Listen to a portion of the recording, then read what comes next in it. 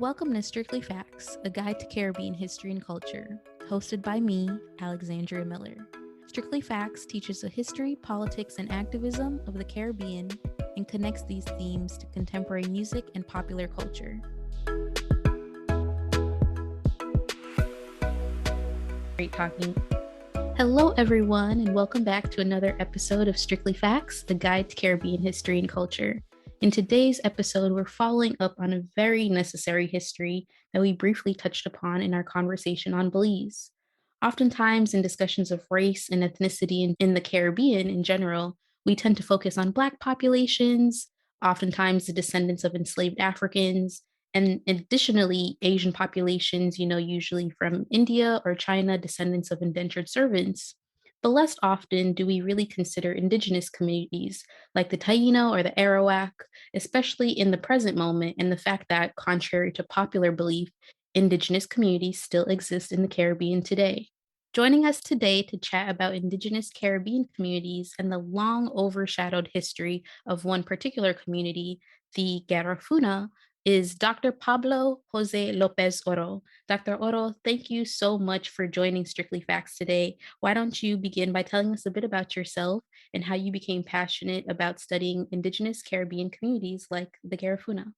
Thank you. Thank you so much for having me. I'm incredibly honored and humbled to be in your amazing company. All the love for your podcast. I'm incredibly grateful to be part of this conversation. Where did it all kind of start? So, Garifuna folks are a Black Indigenous community from Saint Vincent whose history of marronage, cimarronaje, in St. Vincent and their eventual exile from British colonial powers in 1797 land them in Central America's Caribbean coast, particularly the Bay Islands of Honduras. And then there's mainland migration to Belize, Guatemala, mainland Honduras, and Nicaragua. I am a third generation Brooklynite of Garifuna Honduran descent. I'm really particular about the third generation Brooklynite, particularly because my paternal line, which is from Dangriga, Belize, migrates to New York City, specifically Harlem, in 1962, which really details a larger hemispheric movement of Black Indigenous communities. Specifically, Garifuna folks have been in the US and particularly the US South due to their labor with the United Fruit Company, have been in the US since the 1950s. And this is a community that remains slightly understudied, but also simultaneously really studied. So there's this interesting kind of scholarly conundrum around Garifuna folks, particularly because Garifuna folks as Black Indigenous peoples kind of really create this scholarly puzzle for particularly for anthropologists, right? So there's a ton of ethnographic research on Garifuna folks in Central America. There isn't enough scholarship on Garifuna folks in the US. So this is where my work is making an intervention and contribution to the body of scholarship on Black diaspora studies and hopefully on Black Indigenous studies, right? To kind of think about, well, what does it mean to start considering peoples of African descent in the Americas, particularly survivors of the Middle Passage and their descendants, as Indigenous to the Americas. And Garifuna folks really model to us the possibilities of Indigenous Blackness in really generative ways. It's so funny that you said that because you jump right in almost to my first question. One that we touched a bit upon in my discussion on the Maroons in Jamaica as well. The Garifuna in our particular discussion today are descendants of, as you mentioned, indigenous communities, whether that be the Arawak or the Kalingo, as well as enslaved Africans.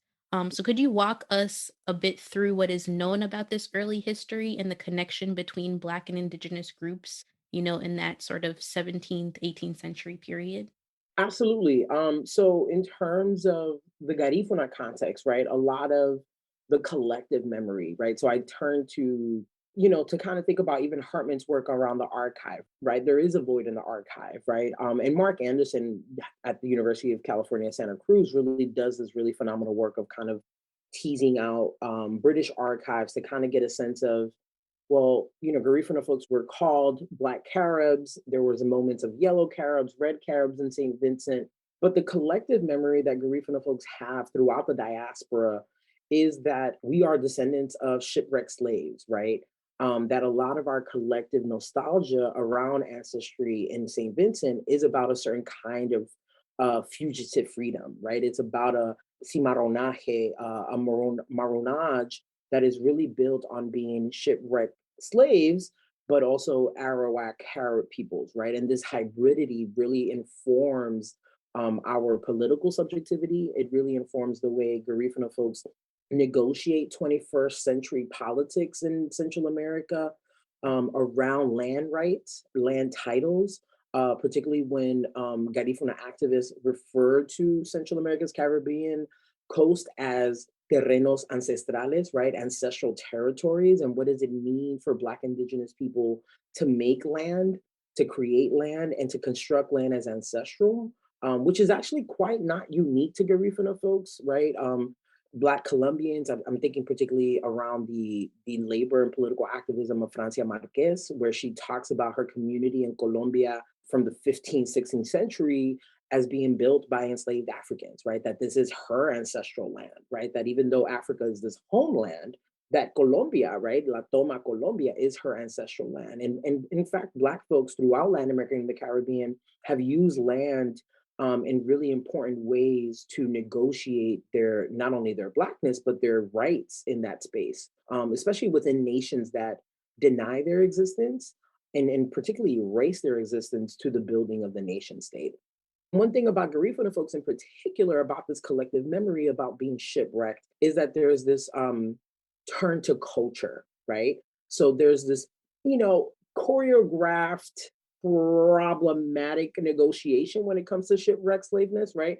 Because there's also a distancing to the histories of plantation life. There's also a distancing to slavery that I'm not really particularly convinced yet that that distancing does much, if any, if that makes sense, right? Like I think that distancing is done to also say, well, this is why our culture has stayed intact.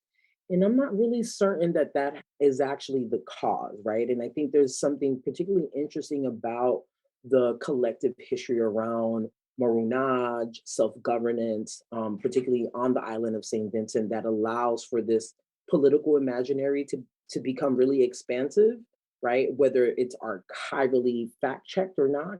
And in fact, my work is really much more interested in political imaginations, right? So thinking about this idea of Garifuna Settlement Day in Central America, right? So I'm not interested in whether the archive can prove what actually happened when Garifuna folks were exiled to Central America's Caribbean coast. What I'm actually really interested in is how Garifuna folks right now use that collective memory, that social memory of the arrival to Central America as a position of freedom, right? As a position of fugitive geographies, of maroon geographies, right?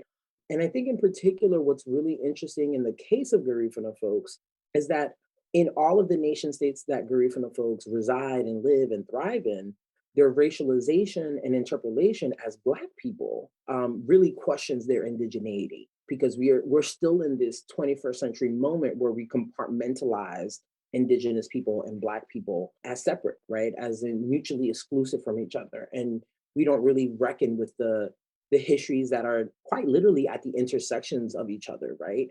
Garifuna folks really model to us what does it mean to actually think and engage on the political histories of living and breathing Black Indigenous folks, right? Who also are called to perform their indigeneity in really different ways, right? And who are called to really enact indigeneity because their Blackness, right, and their Black bodies are still described as non-Indigenous.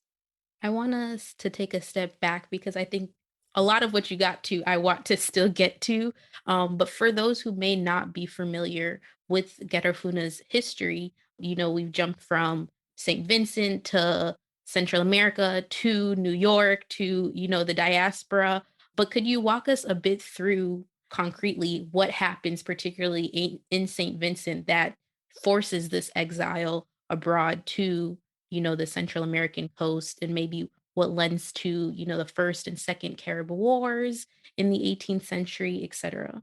Absolutely. So what's happening in St. Vincent is that here you have the emergence of Garifuna peoples and they're self-governed, right? They're constantly in battle with British and French colonial powers in St. Vincent, and they're very successful, right? And they're actually, in the colonial records, they're seen as these really hostile, warrior-like Africans, right? They're literally understood as these constant militant enslavement, resisting European colonial rule. And it actually creates this very important history around military. There is this Garifuna chief, which is adorned and loved and venerated, Joseph Satuye, who is understood to have fought against the British and won and was really successful. And there's a really fascinating story behind Satuye and his wife Baruda. Baruda was one of Satuyes' wives, and essentially one of the kind of political imaginaries around that story is that there's cross-dressing. One of the military strategies against the British and the French was to have the soldiers cross-dress. So the men were in women attire, and the military didn't expect. So it's this big moment where Baruda says, and I'm going to say it in Spanish because the way it's kind of collectively said and memorialized is that si vos no te pones los pantalones, yo me pongo los pantalones, right? So if you don't put your pants on, I'll put them on, right? And this is like kind of the oral history that has kind of transgenerationally passed on. And it's actually really telling about the gender politics, right? It's really telling, particularly because Garifuna folks are a matrilineal society, right? So women are not simply just kind of these placeholders on the economic labor division. Like literally women are the ancestral connection, the landowners, right? They're the ones that have ancestral knowledge that is passed on to women. The matrilineal is beyond economics, right? It's beyond the labor division. It's quite literally in the very fabric of the entire culture. So because of that matrilineal practice and custom and tradition, this narrative actually is really informative, right? It really tells us that Garifuna women were at the forefront of the military prowess, right? At the forefront of military genius when it comes to how Garifuna folks were able to battle against the British and the French. So this moment, this kind of scene around the Carib Wars, if we were to like Garifunize it, is to really actually understand that Garifuna women gave that military intelligence to Garifuna men. And it's actually a really powerful oral history that remains, but still slightly untold because matrilineal society and culture doesn't necessarily mean that misogynoir doesn't exist, that patriarchy is very much still intact, even though there's a matrilineal culture and society. So I think it's important for me to like pinpoint that a little bit, but also what's happening here in the exile in Saint Vincent is that Garifuna folks are exiled because they just don't succumb to European colonial forces. And the treaty, like the actual treaty between Garifuna folks and the British was like, you gotta go, right? You gotta go. The British had a lot of plans with St. Vincent. They had imagined St. Vincent to be another pearl of the West Indies, and they just had to literally take out the Black Caribs, right? And at that point, Garifuna folks are in the archive are being called Black Caribs. Once again, Mark Anderson writes this gorgeous piece for the Journal of Transforming Anthropology where he's like, there's these different racial categorizations that's happening in the archives. There's red Caribs, there's yellow Caribs, there's Black Caribs, and the Garifuna folks, Garinagu, are the Black Caribs, and they're the most resisting ones, right? So there's this collective memory is really telling to the ideas of like survival and resistance and perseverance, right, in the face of European colonization, which really kind of marks the diaspora, the Garifuna diaspora, right? Because one of the big moments in the arrival, it's arrival of exile, right? It's arrival of British colonial forces just taking Garifuna folks off of St. Vincent. And St. Vincent is quite literally the ancestral homeland of Garinagu. And Garinagu is the plural formation of Garifuna. So I'll go back and forth because it's like in my brain, it makes more sense to like, it's all of us. So Garinagu and Garifuna is kind of just like the descriptive adjective of the culture and music, but that exile is really important in Central America because in that exile, you know, Garifuna folks are arriving to a Central American Caribbean coast where there are already other Black folks, where there are Creole, Mosquito, Lenca, where there are other indigenous communities as well who are also resisting European colonialism, right? So this long history of Black and indigenous resistance on Central America's Caribbean coast, Garifuna folks are walking into it in 1797. And it becomes a really important marker because that's happening before the Wars of Independence of 1821.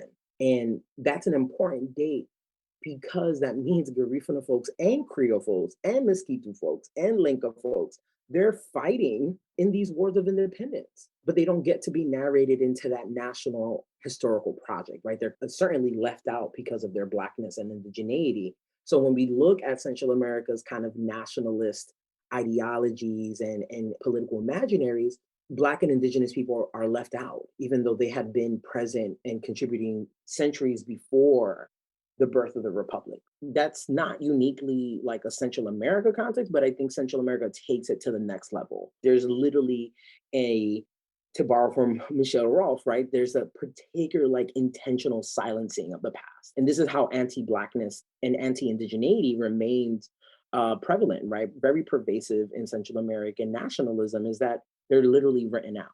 They don't exist, right? And the only time you kind of hear Garifuna folks is like the United Fruit Company. Well, Garifuna folks had been in Central America at least 200 years by the time United Fruit Company becomes a presence on Central America's Caribbean coast. One of my reasons for starting Strictly Facts is the fact of like, why don't we know? And I mean, we as a collective, right? As Caribbean people, it shouldn't just be us in pockets knowing our own history.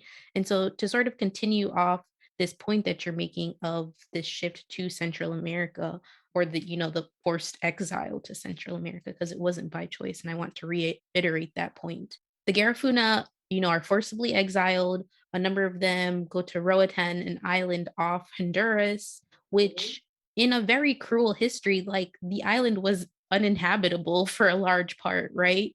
With the support of Spain, that helps them transition to sort of mainland as well, right? But then it becomes, as you're saying, a challenge between the indigenous populations that were already in Central America. So could you help us problematize that a bit more? What necessarily takes place as they are relocating and how that, maybe those problems are persisting to the present? Yeah, no, thank you. Thank you. You are making me dig into my historian cap. There's so much work on this. I also want to like just like verbally cite, the work of Edmund T. Gordon, Juliet Hooker, Charles Hale, Mark Anderson, Courtney Desiree Morris, and even like Garifuna scholars, right? Joseph Palacio, Miriam Miranda. Like there's this history and reckoning with deeply understanding that once Garifuna folks are exiled by the British in 1797 and they arrive to Roatan and they arrive to the other Bay Islands of Honduras and they kind of immerse themselves in these transgenerational migrations to Belize, Guatemala, Nicaragua, and mainland Honduras, it has everything to do with their negotiations with Spanish colonizers. And I think it's important to also reckon with the fact that Garinagu folks had multiple colonizers, were colonized by the British, were colonized by the French. And then their last colonizer were the Spanish, right? So this is why the majority of Garifuna folks who have not been intermarried into Creole homes, right, have a Spanish last name. So this is like Aurelio Martinez, right? Like the big kind of huge Garifuna musicians, yeah, they're going to have Palacios, right? Even though they're in Belize, right? So there's this longer history about Spanish colonialism and the negotiations they did with Spanish colonizers. And one of the realities about that history is that the British were still there, that the British were also still in Central America's Caribbean coast. So this was a really strategic move by Garinagus to be able to negotiate with the Spanish because they had already been dealing with the British in Saint Vincent. There was this allyship that really kind of benefited, obviously, a lot more Spanish colonizers than it would Garifuna folks. But in fact, that history is really telling in the present because one of the ways in which Garifuna activists in Central America fight for ancestral land rights is reminding mestizos and reminding the descendants of Spanish colonizers, we did this treaty. This is our land, right? We did this pact with you. There was this contract. There was this treaty for land in exchange for military power, for military engagement. And I think it's important to not like void that history because I think that history gets silenced incredibly frequently in the context of Central American history. But it's a history that also really tells us about how Spanish colonialism's anti-Black impulse is strategic because here you have this Black indigenous community who got kicked out of Saint Vincent because the British couldn't handle their military power. Literally, their resistance, their rebellion, right? Their marronage, right? And the Spanish used that marronage for their advantage, right? And in fact, it was Garifuna folks who really ended up, fighting against the British on Central America's Caribbean coast, specifically in Honduras, right? And this is why there was this kind of physical removal of British colonizers to the more British Honduras, which is present day Belize. And that history is incredibly important because it really shapes the political imaginaries of the geography and also the Caribbean coast of Central America. It really highlights the history of Black and Indigenous folks in that space that doesn't get centered in the dominant narrative. One of the persistent political imaginaries around being Garifuna in the hemisphere is that resistance, right? Is the knowing that we are warrior like people, right? That we will fight against European colonialism, that we will fight for our lives and we will fight for our culture and our land. Because one thing that is really persistent is that Garifuna culture has not stayed intact, because that's not how culture works. But there's parts of Garifuna culture that are fragmented from St. Vincent, that are fragmented from Central America, that are fragmented from the United States, right? And my work particularly looks at those fragmentations in New York City. I do want to talk about, as you're talking about lived and sort of felt imaginaries, I do want to talk about the meaning of Settlement Day, right? Have to name activists like Thomas Vincent Ramos from Brazil, who was literally one of the, pioneering activists saying, like, we really need to adhere and celebrate this history. I know you did it a bit for us a little bit earlier, but could you talk about really what Settlement Day means for Garifuna populations? Yes, yes, yes, yes. And I'm so grateful that you brought that question up, particularly because it's the second chapter of my very much in progress book manuscript. Garifuna Settlement Day is incredibly important. And it's incredibly important for multiple reasons. And thank you for bringing Thomas Vincent Ramos into this space. A phenomenal Garifuna man, born in Honduras, raised in Belize. And I think it's important to highlight that, right? That it's important to highlight that in many ways, Garifuna communities, peoples, and cultures and histories are borderless, right? When we think about Central America's Caribbean coast. And I love the fact that he was born in Honduras, particularly in Puerto Cortes, which is actually very close to Belize and Guatemala. And his constant migration between those spaces is just so telling of how Black folks have always transcended borders, right? And I'm just like, this is a perfect example of how a Black Indigenous man and communities transcend borders, and these borders don't mean anything, right? Like in many ways. So the reason I spend time with Garifuna Settlement Day, because it becomes really fertile grounds to think about the public performances of our around Garifuna. And particularly, I'm interested in this idea of arrival and this idea of arriving as exile, particularly because it's grounded in this idea of resistance. It's grounded in this idea of being marooned. And being marooned means that there's a particular negotiation with the land, right? And land and ancestors, right? So these enactments that have been happening since the 80s, and Belize is actually the first kind of location where Garifuna Settlement Day happens in the Americas. And the second one is in Brooklyn, New York, which is why it is incredibly important in the book manuscript, because a lot of folks don't know that, right? That a lot of folks don't know that Garifuna Settlement Day emerges out of the political activism of a Garifuna Honduran in Belize who really wanted to have the Belizean nation state recognize the cultural contributions of Garifuna folks.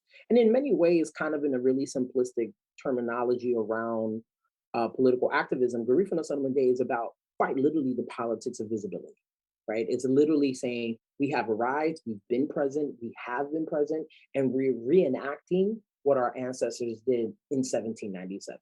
And that reenactment has a huge spiritual, intellectual, and political commitment to Garifunaness, to the Garifuna diaspora, but also to claiming ancestral rights to land, claiming ancestral rights to nation states that were non-existent, right? That there is a history of Garifuna folks prior to the nation state.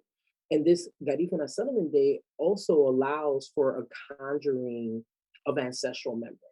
This is where I'm like, Hartman really gave us what we needed to have in Venus in Two Acts, because it's like, what does it mean to literally take embodied archives of ancestral memory and perform it publicly, right? And perform it, one of the things about that performance is that it's also not just a Garifuna performance, right? That in many ways, the gaze is the nation state, right? That in the context of Central America, Garifuna Settlement Day has evolved into these huge multicultural celebrations where the nation state, the mestizo nation state, right, can come and say, yes, we have Black people and their culture is authentic and their culture is amazing.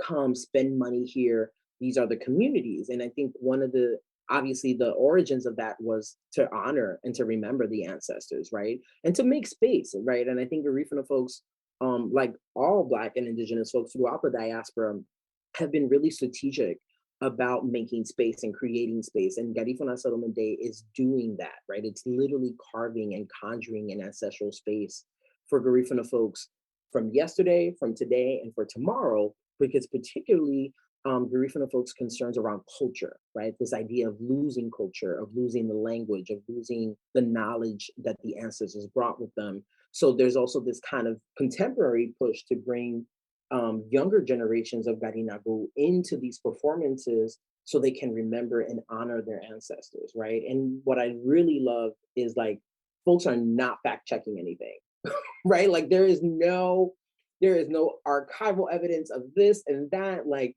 even the size of the ship, even the idea of like what did the ancestors physically bring with them. But what I love about Garifuna Settlement Day is that there's a conjuring of political imaginaries that come into that space. The historical fact checking is so irrelevant, so entirely irrelevant, because the performance of arriving, the performance of surviving that arrival, right? The brutality of that exile, it wasn't just like that exile was gritty, incredibly violent. It wasn't this kind of, yep, just get on and go. It was violent getting on and then getting off, right? And I think it's important that Garifuna Settlement Day continues to be the space where Garifuna folks in the context of Central America are able to negotiate with the nation state and also create a space for their visibility. Now, Garifuna Settlement Day in New York City, those are a different kind of politics, right? Particularly because there's just no physical ancestral land there to make, right? To kind of create. So a lot of the work that I do when I'm analyzing Garifuna Settlement Day in Grand Concourse in the Bronx, right? In the Eastern Parkway in Brooklyn, or in downtown, Manhattan or Brooklyn, is this idea of, well, what is it about Indigenous Blackness in the company of African Americans, West Indians, other Afro-Latinx communities that is disrupting Garifuna Settlement Day, right? There's something about Garifuna Settlement Day as a disruption to what we normatively understand to be Indigenous, to be Black, to be Central American, but it's also a borrowing a lot from other Black immigrant communities, right? So the West Indian Day Parade, that's entirely Black Caribbean immigrant labor that we have the Eastern Parkway every Labor Day because of Black Caribbean immigrants who wanted to make sure that their culture remained, right? That even though they're in the United States, even though they're in a different geography, that they wanted a space to really venerate and honor and celebrate their culture. So Garifuna folks are really building off of the activism of West Indians, Puerto Ricans, Dominicans in the New York City context. I'm also constantly thinking about what is this multicultural melting pot moment in New York, particularly because Garifuna Settlement Day emerges after David Dinkins. And David Dinkins is really critical to the visibility that Garifuna folks get through like bilingual education programs for Garifuna folks. I mean, remember, like Garifuna folks are migrating from Central America's Caribbean coast and they're speaking Spanish, right? They're coming into Spanish-speaking communities in New York City and New Orleans and LA and Houston. So there was this moment in the 90s where there was this programming, right? There's a Garifuna Day in City Hall, right? There's this kind of literal formation of creating Garifuna cultural visibility. And I'm always wondering what is both intellectually and politically at stake.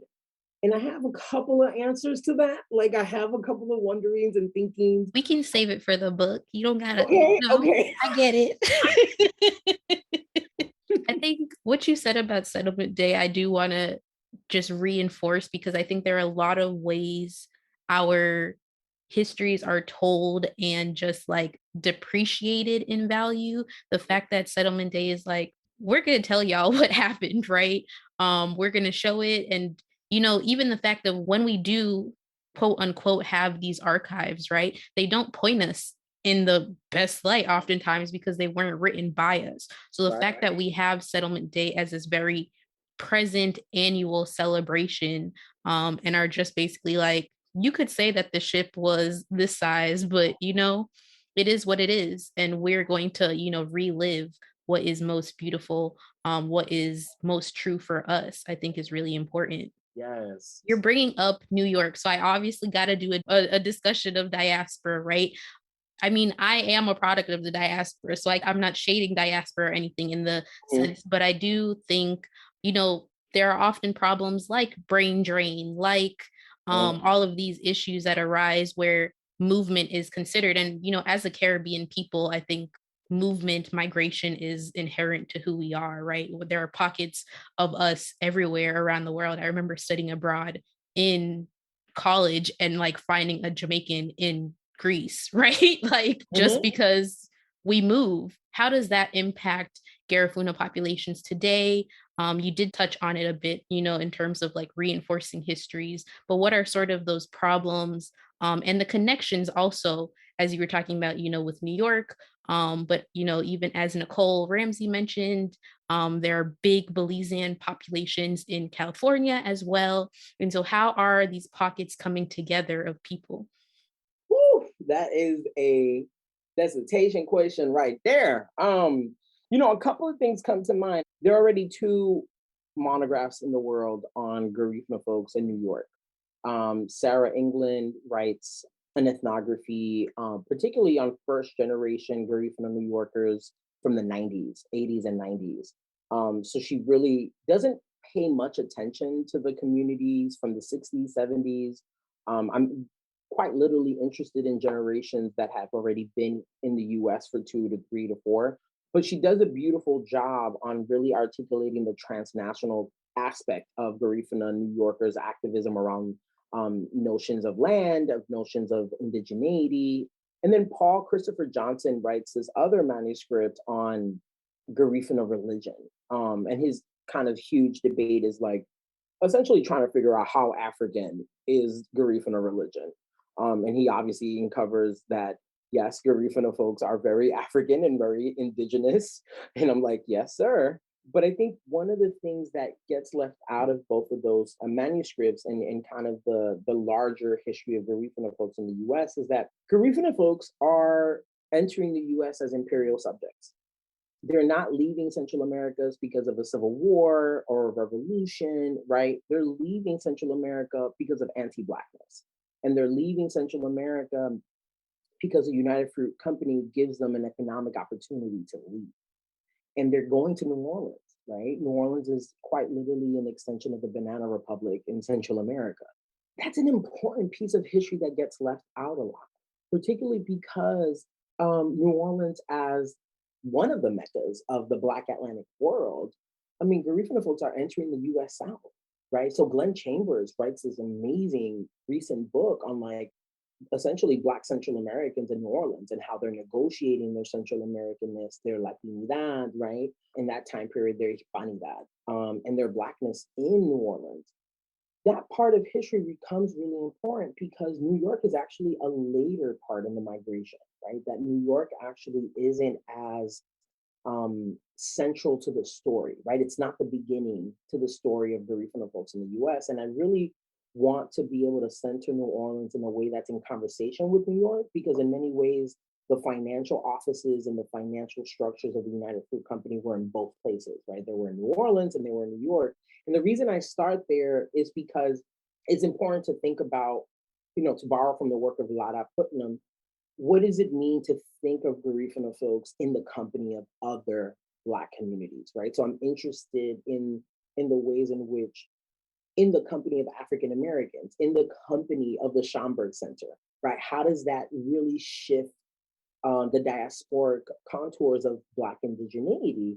And in particular, I bring Schomburg into the conversation, not only because of the naming of a Black Puerto Rican man, one of the most important archives of Black culture in the hemisphere, but it's also a space that allows for this in the company of to really highlight, right? So one tendency that happens in the body of literature on Black Latinx immigrants is that there's this tension with African immigrants, right? That there's this kind of cultural tension, right? This language, linguistic tension. And I think those tensions are like incredibly real. They exist, but they're not the hallmark of the relationship. That at some point, the fact that Garifuna folks, second and third generation, are going to HBCUs, that's not a tension. That's a falling into US Blackness as a form of diasporic solidarity. That in many ways, the ways in which Latinidad is so anti Black in the US is that, of course, Garifuna folks are going to go to Medgar Evers College before they go to Boricua College. Absolutely, right? There's a space for Garifuna folks as both Caribbeans, as Central Americans, as part of the Black diaspora. These tensions exist, but they, at some point, Blackness transcends those tensions, right?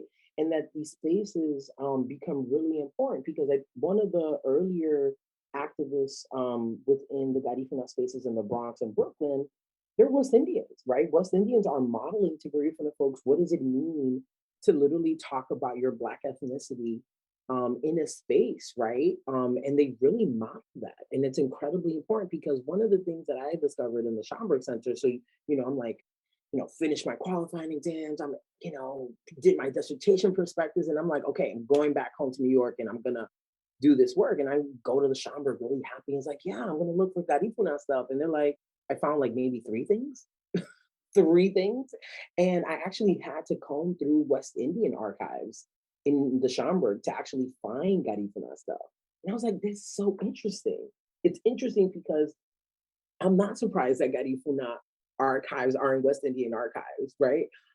Because of the communities that were already in New York, right? But also the communities that were already in New York and the ways in which that they would also allow Garifuna folks a space, right? So of course I didn't find Garifuna stuff in el Centro de Estudios Puertorriqueños, right? Even though Garifuna folks are part of, right? Ida Lambert, who's a Garifuna woman from Honduras, in the 60s, living in East Harlem, she's part of the founding committee on El Desfile de la Hispanidad. But I don't find Garifuna stuff in Dominican archives or Puerto Rican archives, right? So it's so fascinating to me to always find it in West Indian archives because it makes complete sense. And even though there's a language barrier, it ends up not being an actual barrier. And I think it's important to think about, I always love the idea of in the company of, because I want to really move away from this kind of pervasive idea of like, there's these tensions and yeah, God, we're human, right? So there are tensions, but there are tensions that are really rooted in these kind of white supremacist ideologies around ethnicity and all of these things. And I'm just like, yeah, the tension is irrelevant. Like, let's get to the work. And the work is Blackness, right? The work in the context of Garifuna folks is indigenous Blackness, right? And they're really articulating a certain kind of indigeneity that is of African descent. So you've heard it here, folks. Definitions or, the distinctions between being Black and Indigenous, particularly in this Garifuna context, are null. Like, there are Caribbean Indigenous communities counter to the sort of, overwhelming narrative. They weren't all killed, from Columbus and that whole, 1492 story. They are present, they are living, they are, existing and breathing and changing the world still today.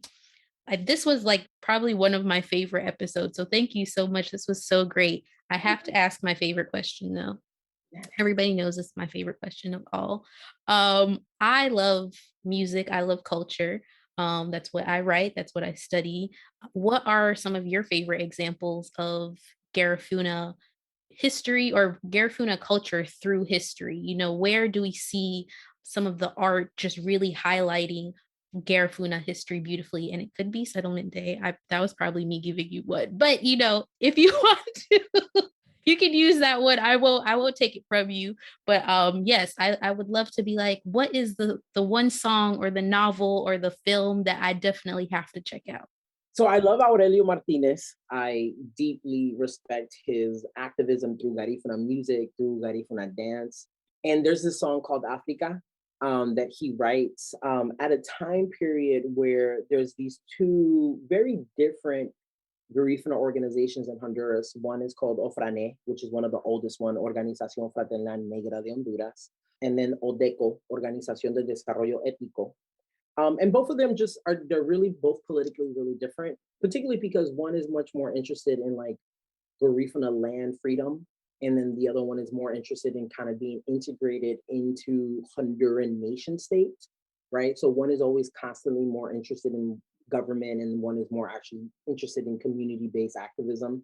And there's not a hierarchy. I'm not putting the binaries of the dichotomy, but he writes this song, Africa, right? It's a story, it's a song that really details the Garifuna diaspora from Africa to Saint Vincent, from Saint Vincent to Roatán, from Roatán to mainland Central America's Caribbean coast, and then from Central America's Caribbean coast to the United States. And it's a song that really captures the multiplicity, the resistance, the rebellion, the maroonage. But it's also a reminder about how Africa is at the core of this, right? That in many ways, Garifuna folks can talk about their indigeneity, they can talk about their culture, but we can't forget Africa, right? That Africa gave us all of this culture. And this is where the kind of negotiations around indigeneity and Blackness become really complicated, right? And they get complicated because hybridity is kind of the core of the narrative, but this song really reminds us that the motherland is Africa, right? That in many ways, Garifuna folks wouldn't be Garifuna folks without Africa. And it's a gorgeous song, and it's kind of like a little bit of a Garifuna ballad. The drumming is really low, and it's really soothing to hear his words and reclaiming of Africa as the motherland of Garifuna folks. Oyago, stay tuned for Strictly Facts Sounds, where we connect our history to pop culture. For this Strictly Facts Sounds, what better way to pair the knowledge and resources Dr. López Oro shared with us than with two documentaries? Filmmaker Andrea Leland has developed two great documentaries on the Garifuna. The first, entitled The Garifuna Journey, historicizes the culture in Belize through food, dance, music, and spirituality.